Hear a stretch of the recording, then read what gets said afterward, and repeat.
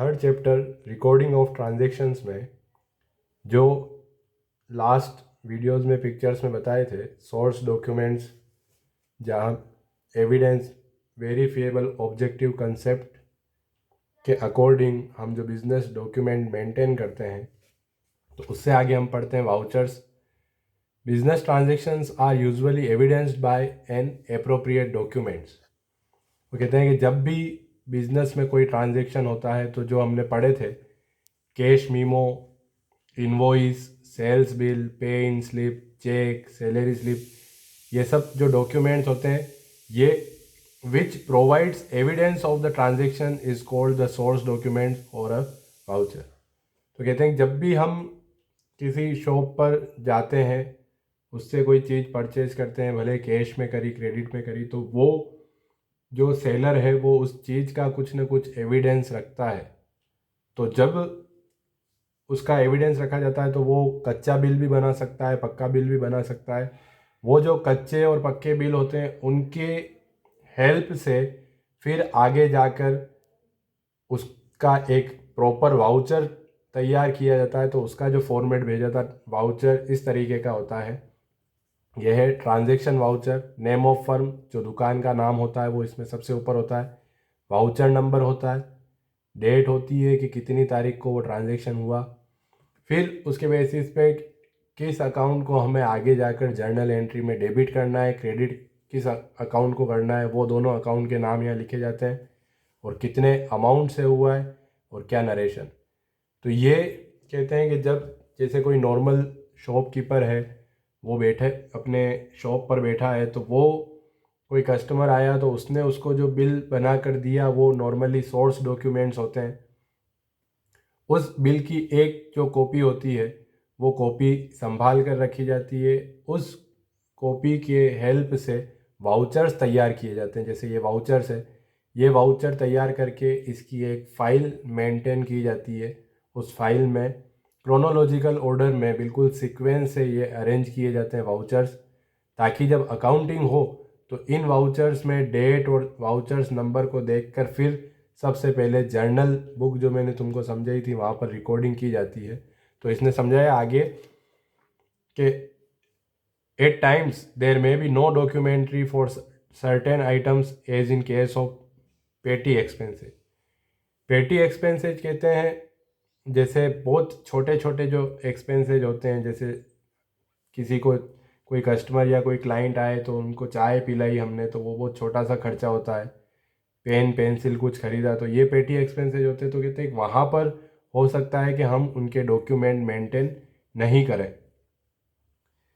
इन such case voucher में be prepare showing the necessary details and got approved by appropriate authority.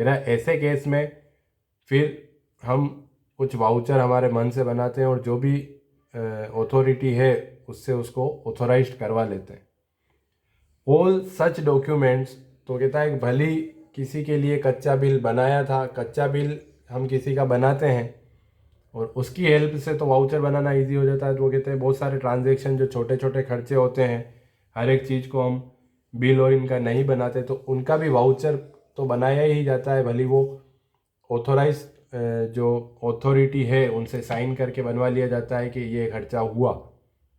जैसे हम कहीं गए, मतलब बिजनेस में किसी को चाय पिलाई, कोई आया था हमारा कस्टमर, उसको चाय पिलाई, 20 रुपये खर्चा हुआ, तो उस खर्चे के लिए उस चाय वाले से हमने कुछ बिल नहीं मांगा कि 20 रुपये का बिल मंगवा के दो।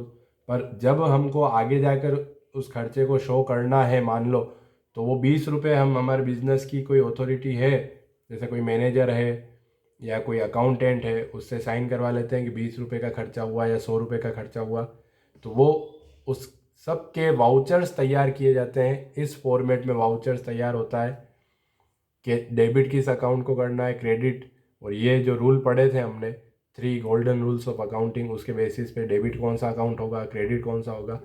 तो जैसे एक वाउचर प्रिपेयर हुआ, उस वाउचर को लेकर वो जो फाइल होती है उसमें उस डेट वाइज लगा दिया जाता है। दूसरा वाउचर आया, उसके ऊपर तीसरा, ऐसे करके वाउचर्स पूरी फाइल में इकट्ठे हो गए।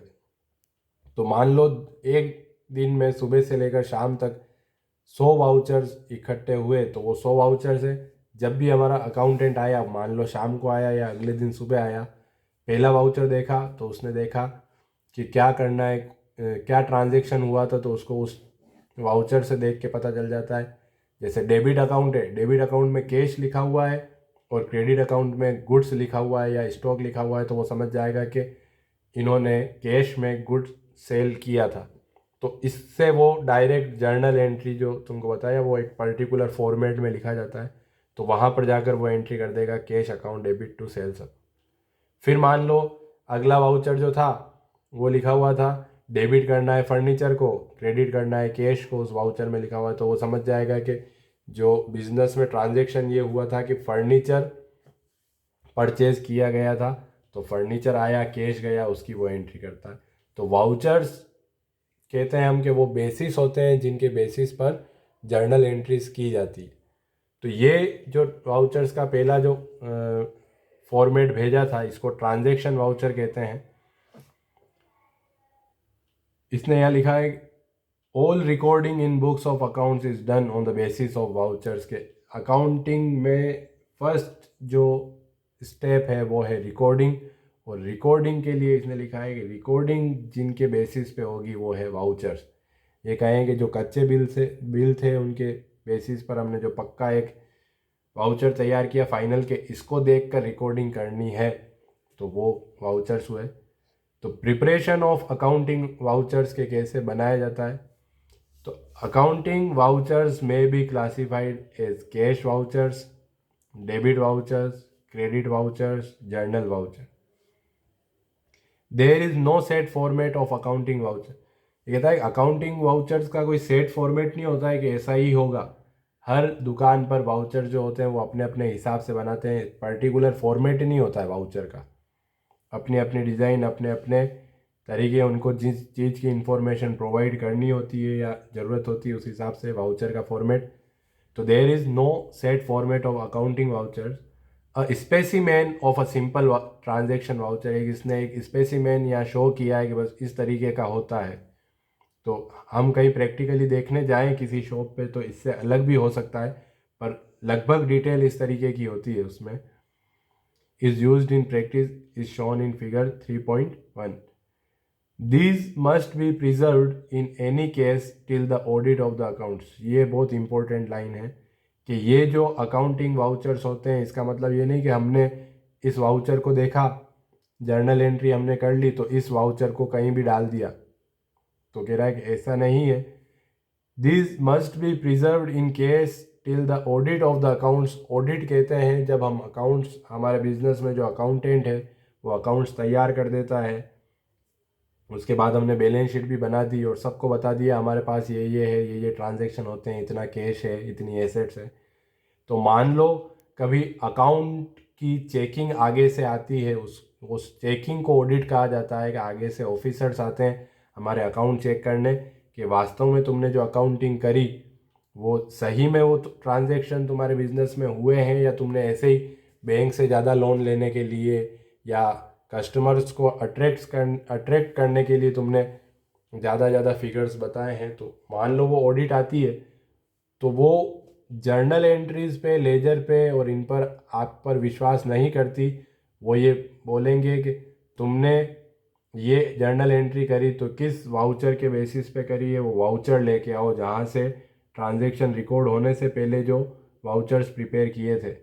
तो वो वाउचर्स इसने कहा है कि हमको हमेशा संभाल कर रखने। This must be reserved in any case till the audit of the account. जब ऑडिट हो जाती है, वो ऑडिटर्स जो हमारे यहाँ चेक करने आए थे वो ऑडिटर्स साइन कर जाते हैं, उसके बाद भले तुम इनको और कहीं पर रख सकते हो जहाँ पर तुम वापस इनकी इतनी ज़रूरत नहीं रहती है। And tax assessment for the relevant period are completed. Nowadays, accounting is computerized and the necessity accounting vouchers showing the code number and name of the accounts to be debited and credited are prepared for the purpose of necessary recording of transaction. इसने कहा है कि present में accounting जितनी भी हुई है वो सब ऑनलाइन हो गई है। जो जैसे टेली जो सॉफ्टवेयर आता है तो सॉफ्टवेयर के हेल्प से हम अकाउंटिंग करते हैं, तो कहते हैं कि वहाँ पर वाउचर्स में किसको डेबिट करना है, तो अकाउंट के कोड नंबर दे दिए जाते हैं। जैसे 22 लिखा, तो 22 लिखा मतलब वो परचेज अकाउंट को हमने 22 नंबर दे रखा है, तो वो अपने आप कंप्यूटर जो होता है वो परचेज को डेबिट कर देता है। मान लो कैश को हमने 20 नंबर दे रखा है अकाउंट का, तो कोड नंबर डालना पड़ता है कि क्रेडिट में 20 नंबर डालेंगे तो मतलब वो कैश हो गया। A transaction with one debit and one credit, ये समझना ध्यान से। A transaction with one debit and one credit, बहुत सारे ट्रांजेक्शन ऐसे होते हैं जिनसे एक अकाउंट ही डेबिट होता है और एक अकाउंट ही क्रेडिट होता है। जैसे कैश में गुड्स परचेज किया तो स्टॉक पर इफेक्ट हुआ और कैश पर इफेक्ट हुआ, तो ये एक सिंपल ट्रांजेक्शन है जहाँ पर एक डेबिट हुआ और एक क्रेडिट हुआ। जैसे सैलरी का पेमेंट किया, तो सैलरी का पेमेंट किया तो सैलरी एक अकाउंट और कैश दो पर इफेक्ट हुआ, तो ये एक सिंपल ट्रांजेक्शन होते हैं। कभी भी कोई पूछे what do you mean by simple transaction, तो कहना है कि जिस ट्रांजेक्शन से एक ही अकाउंट डेबिट हो और एक ही अकाउंट क्रेडिट हो तो वो सिंपल ट्रांजेक्शन होता है। And the accounting vouchers prepared for such transaction is non transaction voucher. ऐसे सिंपल ट्रांजेक्शन के लिए जो वाउचर बनाया जाता है वो है, उसे कहते हैं ट्रांजेक्शन वाउचर।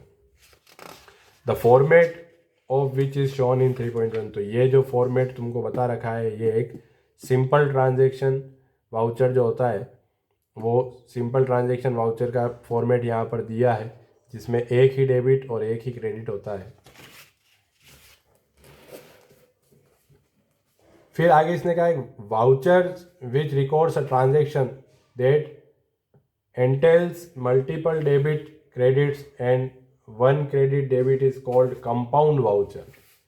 तो जर्नल एंट्री में भी हमने जब अभी तक जो तुमको मैंने जर्नल एंट्रीज बताई है तो वो सब सिंपल एंट्री है जिसमें एक डेबिट हुआ है और एक क्रेडिट हुआ है। आगे हम कंपाउंड एंट्री पढ़ेंगे जहाँ एक से ज़्यादा डेबिट और क्रेडिट होते हैं।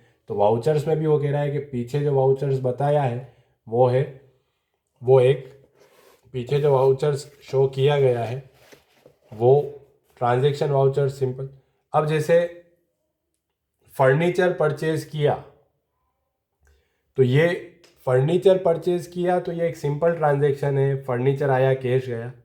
पर फर्नीचर और मशीनरी परचेज करी तो यहाँ पर देखो दो अकाउंट डेबिट होंगे, फर्नीचर भी आ रहा है और मशीन भी आ रही। एक ही साथ हमने ट्रांजेक्शन किए थे, किसी शॉप से फर्नीचर भी खरीदा और वहाँ से मान लो हमने मशीन भी खरीदी थी, तो एक साथ दो अकाउंट डेबिट होते हैं कि दो चीज़ बिजनेस में आ रही है और कैश जा रहा है, तो टोटल 3 अकाउंट हो गए।